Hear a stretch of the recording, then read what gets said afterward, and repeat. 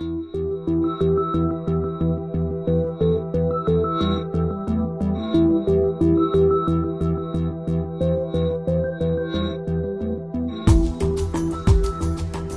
Cedar Bias, and I'm a trial attorney at the law firm of Greenberg Traurig, and the chair of the American Bar Association section of litigation. As lawyers, we take an oath to uphold the rule of law and work towards justice and equality. Indeed, it is our profession that has led the nation and our society during the most important civil rights struggles in our history. So if anyone were to suggest, even politely, that lawyers were as biased as anyone else, few in our profession would not instinctively take umbrage. Indeed, we fashion ourselves the very stewards of equality in our society, the leaders charged with eradicating discrimination. And yet, the latest neurological research shows that we, not only as a society, but as a profession, are not as colorblind as we would have hoped. That even our oath and work as lawyers does not make us less likely to be biased.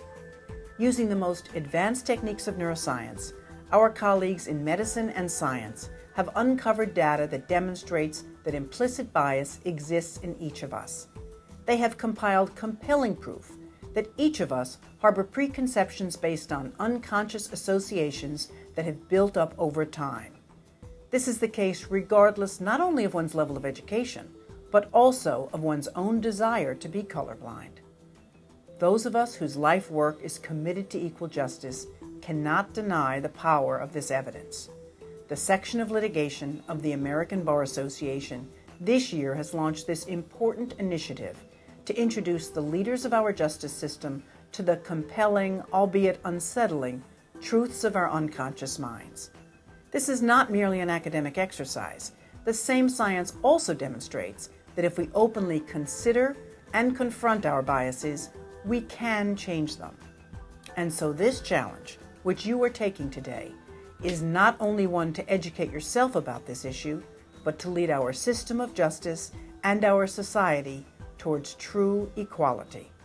You can conceptualize mental processes as a big iceberg, and you can conceptualize the part of the iceberg that sits above the waterline as being just the very, very tip. That's a small amount. And that very tip of the iceberg are the cognitive processes or mental processes that we're aware of. And all the rest underneath the waterline is all the automatic processes that happen behind the scenes that help you to learn and to interact with your environment. And when we're talking about implicit attitudes, we're talking about things that you've learned through interacting with your environment that sit below the level of the surface. You may not even be aware of the attitudes that you have that have been built up over time based on your interactions with others. We like to think that we have full access to what's going on in our bodies and our brains, but the truth is that our brains are very, very complicated machines. They do lots of things, lots of work, lots of perception, lots of recording, lots of memory, lots of recall, lots of cognitions that are completely underneath the level of conscious self-awareness. And given that fact, people may not be able to accurately report the cognitions that are going on in their heads. Our brains are in some ways like neural networks. How do we learn? We learn things all the time. Every second that we're alive, we're constantly being exposed to different kinds of images, experiences, sometimes with real people that you interact with, but more often with vicarious experiences that are told to us through stories, through the media, through television, right? And by constant bombardment of these things through personal experiences and everything that culture teaches us, it's as if our brain automatically picks up on the associations that we see. So even if we individually might not put white over black, even if we don't individually think that math should be more associated with men than women, it might turn out that our brains have picked up just those associations. Advances in technology have allowed scientists to peer inside the brain while it is thinking. The brain is an exceedingly complex set of systems and subsystems interacting with one another. Yet there are parts of the brain that neuroscientists have been able to isolate and study in order to understand how they function in the midst of the complexity. We're looking at an indicator of blood flow, and this tells us something about the neural activity going on in the brain in a continuous dynamic manner. And so we can use that now to look at how different parts of the brain show more neural activity when you're engaging in different kinds of tasks. These implicit attitudes or societal effects on our mind is like the operating system of a computer running in the background, where the conscious thoughts are the applications. It's like, Word running in the foreground or internet running in the foreground, but in the background there's stuff going on that we're usually not conscious of.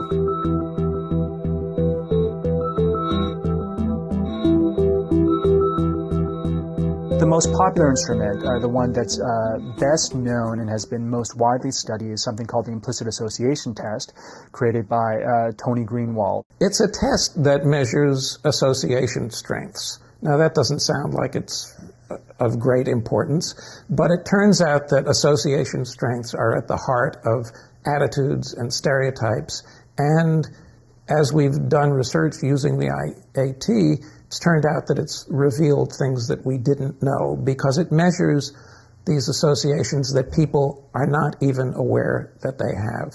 The IAT has been taken by over 2.5 million people online. Here's how the race IAT works. 2 categories appear on either side of the screen, like good, bad, African American, Caucasian. Then a picture or a word appears in the center of the screen. You must match the picture or word in the center with the proper category. For half of the test, you may be instructed to match African American faces with good and Caucasian faces with bad. For the second half of the test, the matching instructions will switch, and you will be asked to match the faces with the other category. The test records how quickly you pair those 2 categories and concepts, and how many mistakes you make. You set the pace, and the computer compares your speed and accuracy of pairing in Part 1 and Part 2 of the test. If you make more mistakes or take longer to sort one race with good, then psychologists interpret this to mean that you have an implicit bias against that group. A lot of the IAT results that we observe are shared widely in the population. So we have an IAT that associates women more with family, men more with career. Every group we look at shows that. You might think women don't show it as much as men. Actually, they show it slightly more. For me, the IAT was kind of a, and I think other people have described it similarly, sort of an aha moment. I've been very active in the civil rights movement before I became a judge. I've always been very interested in issues of racial equality. And I think I scored as having a moderate, at least a moderate level of implicit bias. And so I was initially quite defensive about it and tried to explain it away in terms of the technology that was involved and, the context in which I took it, et cetera. But it did, but as I reflected on it, it did begin to make more and more sense to me in terms of explaining some of my own ambiguous feelings about the role that race played in my life. I had the great desire to show an association of black with good, because I know that in the world out there, there are large numbers of people who don't have it. So I didn't just want to be equal. I wanted to show a black good association to be present in order to compensate for what I know actually happens in the world. Not only did I not show that, I didn't even show equality. It was impossible for my fingers, basically driven by what my brain was doing, to make the association of black with good as quickly as I could make it for white and good. And I'm not black and I'm not white. I am the neutral, perfect, third-person observer. I should have been able to do this. Not all biases are the same. The neuroscientists and psychologists have extended their studies beyond the realm of race bias to discuss how we think about in-group and out-group members. The categorization of people into groups, it becomes all important to you, because you have to categorize people not only in terms of understanding the world, right? Because we can't take everything as an individual. We have to simplify it. But we lay on top of that the in-group and the out-group distinction.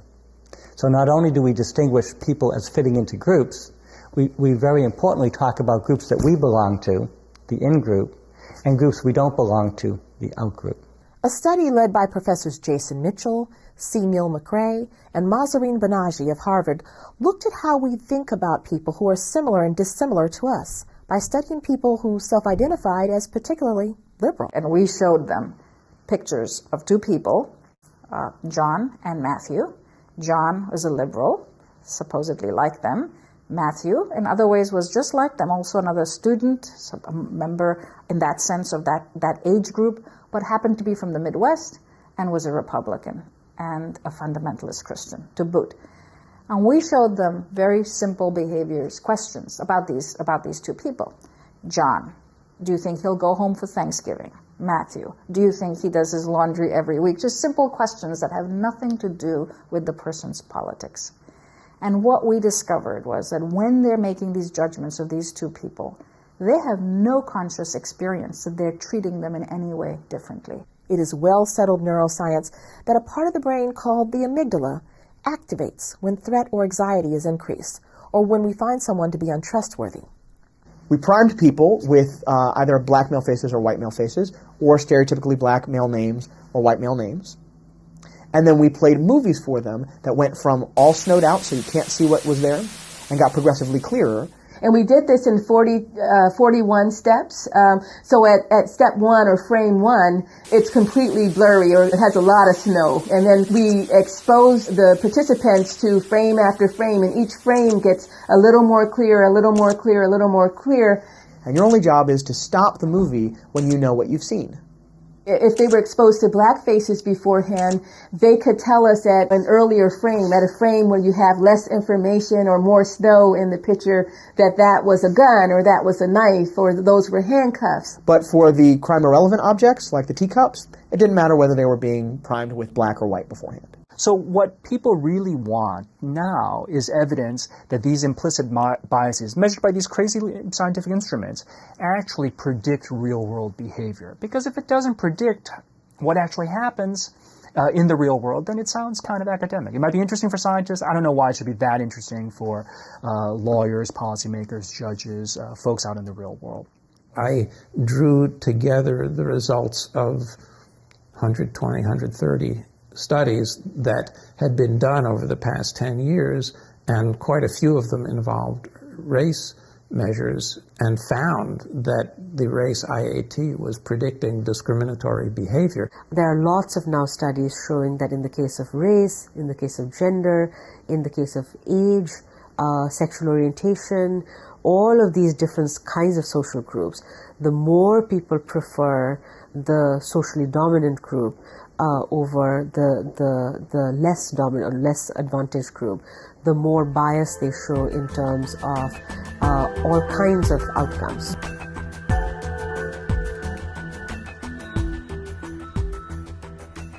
A phenomenon called Cedar Bias has been researched. To examine this phenomenon, scientists created a computerized test. The rule is, if you see a gun, shoot. If you see something else, like a Coke can, a wallet, a cell phone, don't shoot, and you just play it on computer. The people who are in the pictures of the computer are either white men or black men, and they're in different positions in photorealistic settings, and they draw a gun or they have a Coke can. And your goal is to, as soon as you see the picture, shoot or holster your gun. It turns out we shoot black men faster with guns, and we make more errors with black men, and we'll shoot them more even if they're not carrying guns, especially if there's time pressure. The amygdala seemed to be important for encoding how much people favored their in-group. We were also able to look at neural measures that related to out-group bias, having negative attitudes towards people who are different than you are, in addition to those control things, control processes like trying to inhibit the expression of some of these biased attitudes. In a study out of Yale, scholars examined fear conditioning learning.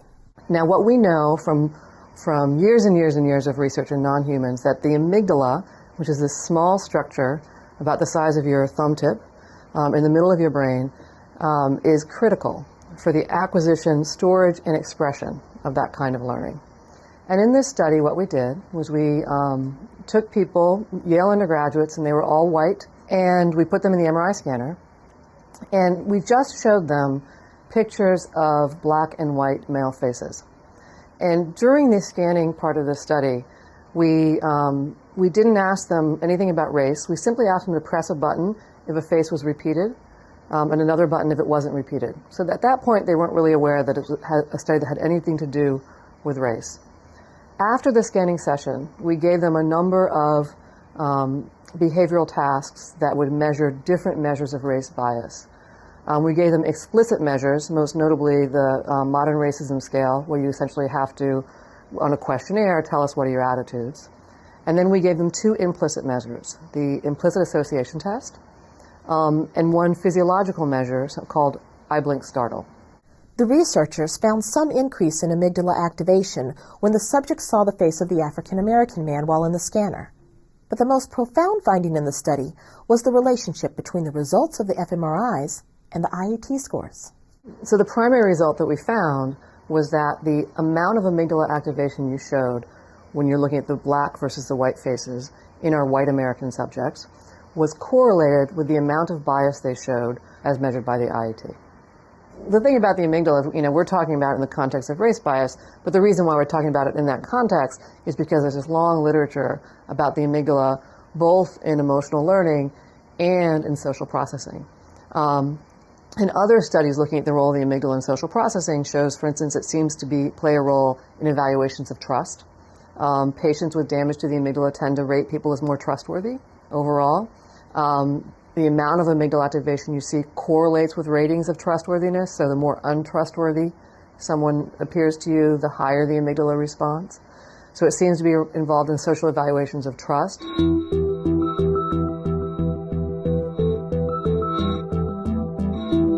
To the extent that rationalization can allow racism to exist without us recognizing it, or acknowledging it, or combating it, people who are more clever, who can see things in more complex ways, who can make associations that are usually weaker but still see those associations, can be very effective and probably more effective than other people in terms of coming up with rationalizations. So it turns out that we all suffer from something called the above average effect. In one study done by Jeff Ruklinski, he asked a bunch of judges, 36 of them, whether you are in the top half of those judges who can avoid prejudiced decision making.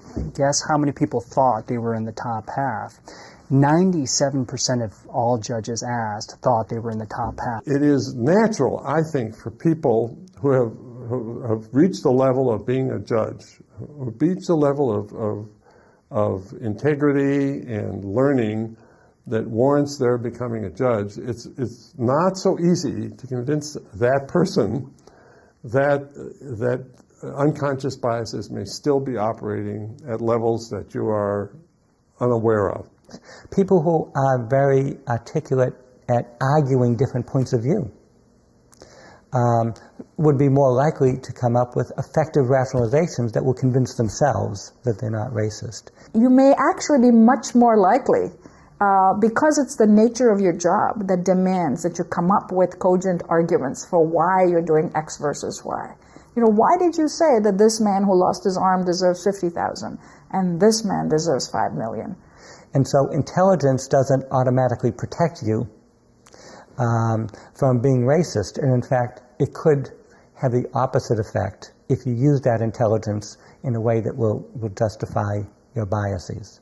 The point is that we all think that we are exceptional, that we are the ones that are immune from bias, whereas everyone else is. And it's completely human for us to think that way. And given that, we have to check ourselves from the biases that we will predictably suffer from. Whether it is judges or police officers or teachers or CEOs, the question is how fast will they get onto the data that we now have that I think are telling us something just as fundamental as that the earth is not at the center of the universe. We're not the good people we think we are. And the data are telling us that if we want our laws and our policies to be in line with what we know to be human nature, rather than with our sense of what it ought to be, the better off we will be in the way in which we will treat people. This initiative of the ABA's section of litigation asks you to consider the evidence you've just seen, with the knowledge, the confidence, and the commitment that with the right training and reflection, we can all live up to the oath of our profession.